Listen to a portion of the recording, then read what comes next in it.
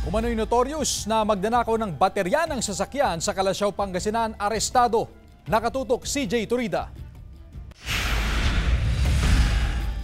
Arestado ang 39 anyos na lalaki matapos maaktuhang nagnanakaw ng baterya ng sasakyan na nakaparada sa gilid ng National Highway sa Barangay Mancup, Calasiao, Pangasinan pasado alas 11 ng umaga kahapon. Inaalis ng suspect na residente ng Barangay Nibaliw East, San Fabian ang dalawang baterya ng 6-wheel truck nang mabisto ng driver. Tinangka pa raw tumakas ng suspect pero nag-corner siya ng mga rumespondeng pulis. Sa investigasyon ng pulisya, hindi lang ito ang unang beses na nagnakaw ng baterya ang suspect. May mga pupunta po dito kasi na coming from other barangays dito, dalawa ata ang pumunta dito, tapos they are also claiming na itong taong to ay ang kanilang suspect din na kumuha ng kanilang battery. Posible rin daw na umaatake ang suspect sa Santa Barbara, San Carlos at Dagupan. Sa interrogasyon ng mga investigador sa suspect, inamin niya ang illegal na gawain dahil sa pangangailangan sa pera. Ang battery daw madaling ma-dispose diyan.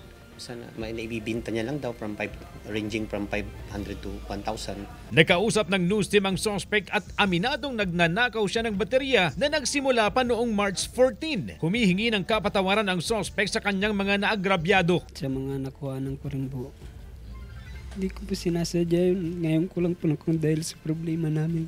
Sinampahan na ng reklamong attempted theft ang suspect na kaarawan pa man din niya noong siya'y hulihin ng mga autoridad. Kasama si Henry Duminsil, CJ Torida, One North Central Luzon.